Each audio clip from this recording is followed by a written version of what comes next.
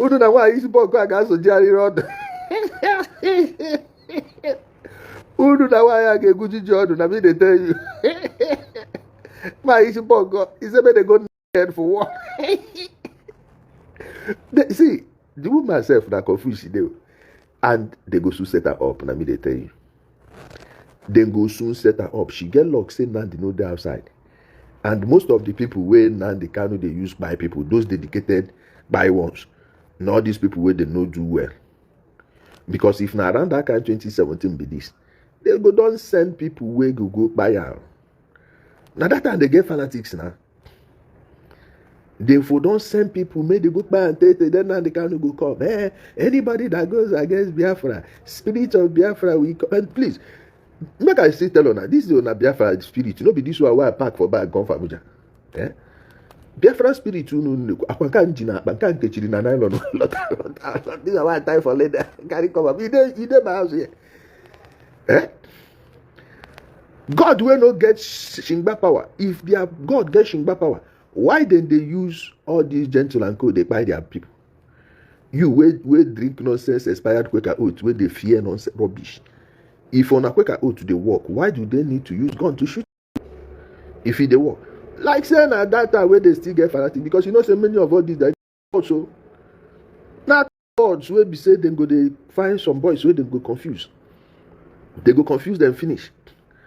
As they confuse them finish, now so they go just carry them. Carry them, let them go by person. Say you are fighting for Biafra. More Biafra. Which more Biafra?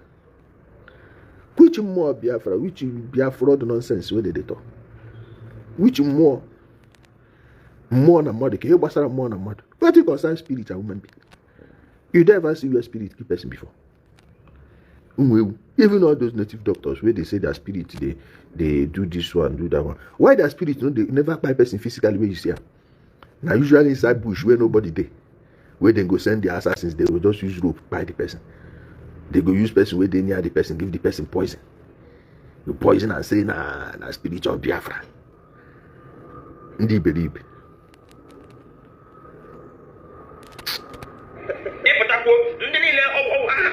Social media after that nonsense. Oh yeah, I got work for me. Mandela no nanga. Which is the kama ya wo na ya de freedom on the back. Oh yeah, make man na the guy speaking. Oh yeah, I push into. Even this place any ya for making. Okay, this is not. Yes. Hey. Na the guy get the Afra. Chideke. No, IPOb no one na case no man na the guy lo where. How many billions of naira pass through IPOb? You imagine Nnamdi Kanu with the money. Mabuko. Now you man with just that money. Oh, Kaja Fraja. I get your man Nnamdi Kanu. You know money because I don't know money or no. You know money to share that money. And I thought I want to go one year on that. All of them autopilots. Or I am I walk with them. Maybe I walk autopilot over windows here. They are men Simon Abraham. Simon Abraham or Papa how much you got on within the IPOb? How they can the IPOb? Or and the IPOb and the autopilot man and the candidate theater. Now, can we keep program on it? The truth of the matter, no one and people are ever the DP top of that. Now, this very DOS is very strong. Which nonsense? This woman that go ahead. Ndi will send you people where? Like we have House of Reps members, we have House of Assembly members, we have senators, we have governors. If we need anything, these are the people called to go and do it. So nobody should come and be confusing us with all this nonsense. And you people that still believe in this nonsense, you don't ask yourself, why are the elected people not saying anything about this? Because the elected people, it's their job to do it. They know it doesn't exist. They are allowing these people just to shield themselves from responsibility. From responsibility. You are there, a bunch of jobless criminals abroad. Go and check all of them. What's their job abroad? Nene Hanchanine. Jobless people. Can you show me a single one of them that left a good paying job to be doing this thing? Fear. Please, umuno handesiama ubiato people. are crying for help. They are terrorizing Bitolu from there. now I go wake up. You forget say my maternal home na Bitolu. Of all the warning why I warn on her, all the warnings why I give on her, foolish people una never see something. Go and ask also people how much they are spending on security. Una be serious. Una be serious. That place will remain like that. Ijele, you have to be optimistic. Nonsense. No, I'm realistic. I'm being realistic. How can you?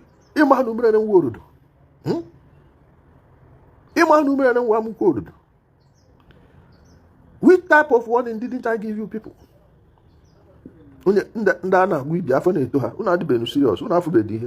it. You people must enjoy that Biafra. Because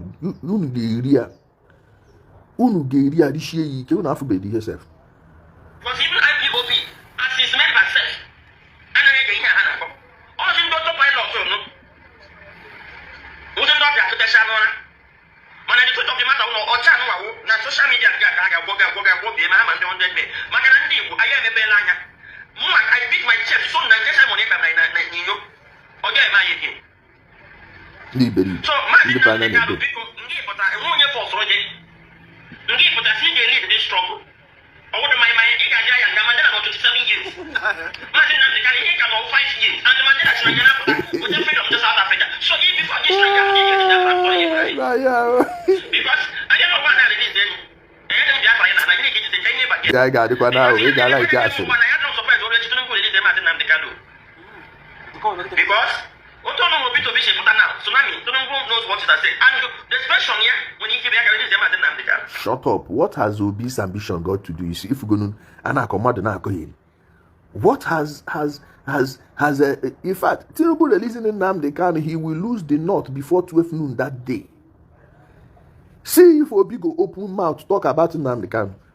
If they ask him, he will find a way to dodge it, and Kwankwaso will ruin his political career with that. Just watch. People will use Nnamdi Kanu to attack Kwankwaso self. Why are you people talking nonsense? These people don't live in reality.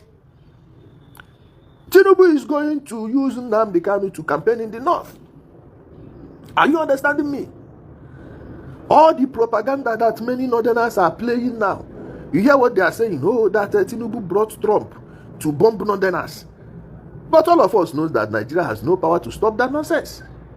And you think when he releases Nnamdi Kanu that they will not use it against him in the north? Are you people stupid? If anything, they will upgrade it to death sentence. He will not tell him, I gave you people, the person that created this hate, I gave him death sentence. You see that appeal? If to say they get sense, then go delay until after the election, because if Mr. President does any pen, the northerners will turn on him. Each not the very bambang or the Jamway Hana not today. Newton dash each in the nature canama. In the nature. How do you think Tinubu will release Nnamdi Kanu when he needs votes in the north?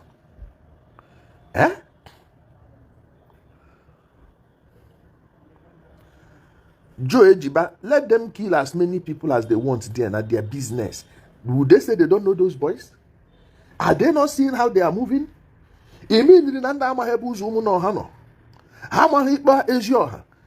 With all the security vigilante that they say they set up, you mean all those vigilantes cannot go and take over that forest?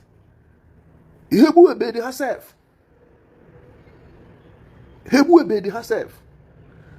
Chukwuma Dike sent me a voice note the other day, I think that 2 or 3 days ago. I refused to open it because I just used to cut off anything from Chukwuma. See Chukwuma with me and I'm go Asorok, go submit letter. In go they tell people say we go Asorok, they give us money, me and carry and put for envelope, put for pocket. Ebane tinye letter na Asorok outside. Outside the gate, first gate. Now those kind of people me I go come they involve myself with. They never see anything. Let them die. Can you basaram? Waiting I tell them, be say, nobody go near my side. Since they no one get sense, me go come bring out myself to do what you wanna be crazy. Waiting I know beside I go hold my side tight. Anybody wait for me, I go find you come. Okay? But say me, go they waste my energy. Oh, let's do it for community bukwe unu dear. Community bukwe unu dear. One dear. So what is the best way forward? For this generation, I never say anything, sir. Best way is that they will burn everything down first. When they wake up, they will start talking about best way forward.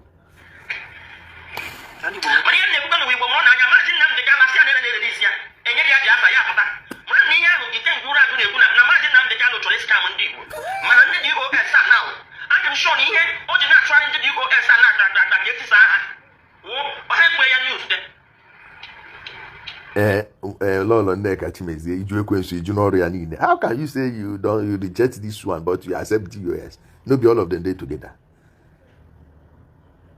In a good catechism, go and Anglican. Agamaju Quensu Noria Nine, Nampakoya Nine, Niye Funko or John Ka, Nagu Mehenin and Kedinano Aho. So, Abu nature, you do every single thing. Abu he just side age, decide that. Okay? Abu he just side that. Iji decide that. Iju ekwensu iju ọrụ ya niile, ju mpako ya niile, ju ihe efu nke ụwa ọjọọ nke a dịkwuzie ya agụ mmehie niile nke dị n'anụ ahụ. Ọ ya bụ na ijugo ihe ọjọọ.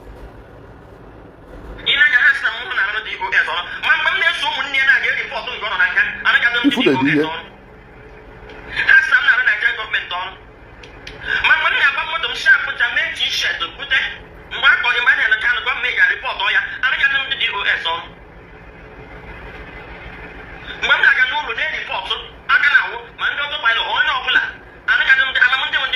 I never see anything, my brother. And let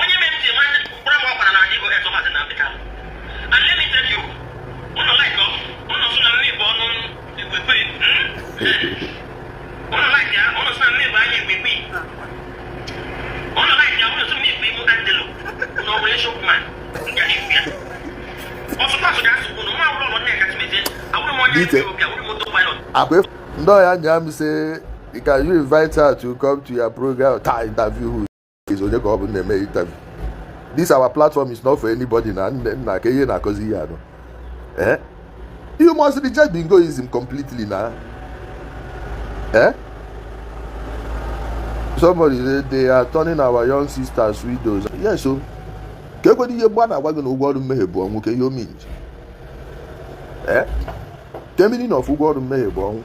you support info, you will repeat. What is happening now over there is what the next generation will learn from. As they did not learn it from warning, let them learn it from their deeds. You gotta go. In a jumata wepa aka n'ọkụ ọjụ ị ga-ahapụ ya ka ọkụ ara ya small. And ogoli no ordinable ọmara nke ka mma. So tomorrow you don't have to stress yourself. Leave them, let them enjoy it. Let it simmer. Let it cook.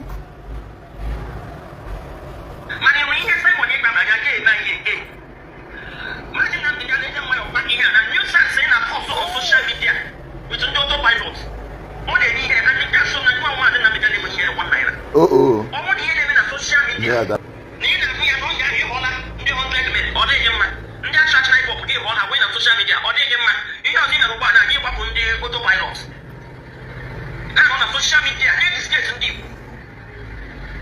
truth of the matter, the IPOb leadership should look at the things of Nnamdi before the vote. I get a letter and my own advice to stop this nuisance. Who was also? Social media. Social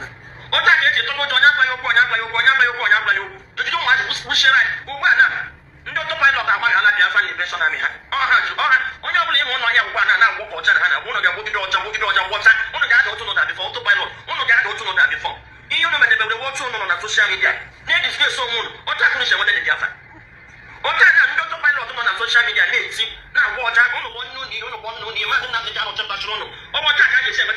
watch social media.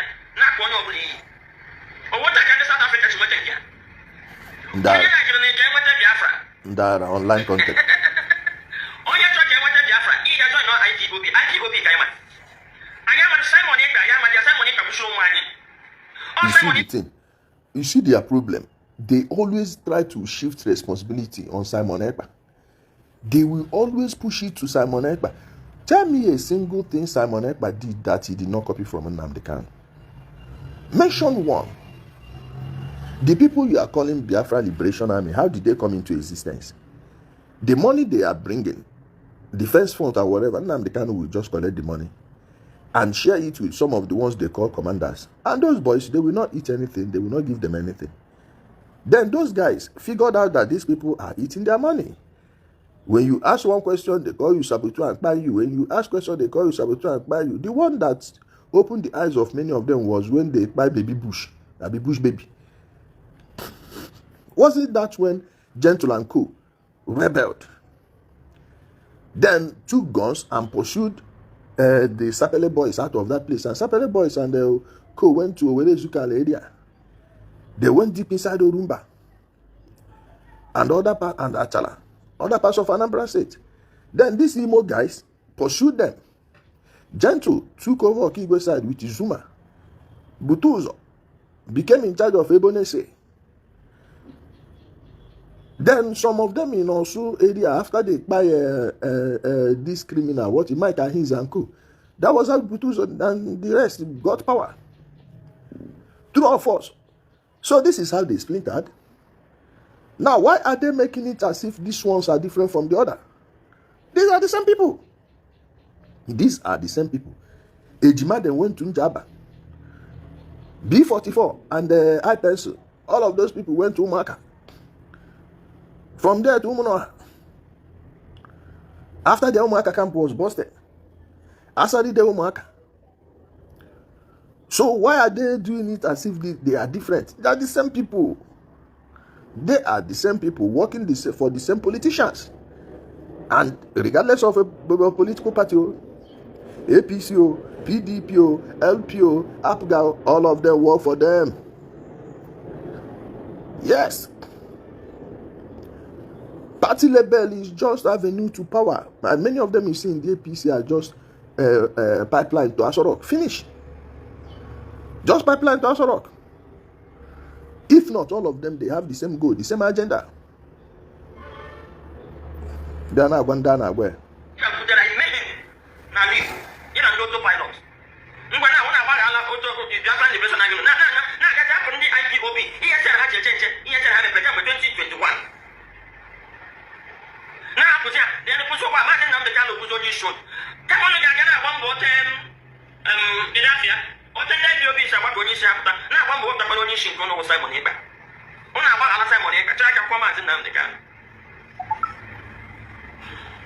So imagine Nnamdi Kanu, I don't fall again. I talk so disgraceful. Lawyers, if people can have a papa, half a good Nimenga, who said postman. Now, imagine the disgrace. I want to have a deep back home after the airport. I know Anambra airport now. People, you are people. Come to one, I can't. This woman, said I'm quite an airport. So imagine that the guy here who can't fall again. I talk so disgraceful. Lawyers, if people can have a papa, half a good Nimenga, who said postman. Imagine the disgrace. I want to have a deep back home after the airport. I know Anambra airport now. People, you are people. Come to one, I can't. 100 men project. I didn't even free. You know 100 men. Lawyer, some of the guy was coming. How you want to? When you get the 100 men, what? I get busy to a big man. I can have a shake. Big men, I can have a shake. And not another navigation where IPOb, no over 190 something countries. Yeah, their code of conduct is next to only any of them. And women going to see my daughter and more than every don't find a woman on the scene. All man and most of freedom fighters. No more Thomas and go by the put with pressure. No all over the world. Also, you make a control the ego. And you have to be on the way when you are control. Oh, when you are control. Una for anything. So my people, I beg. That's the much we can take this morning. Laugh working. I beg for that. That why you punk. I get Gucci order. Na me they tell you. Chicken is faithful. Like I titled it. Why good morning. If you be here. Oh no, you go. If we go the okwa ba wood. You know that I buzi preamble. Okude sa uko.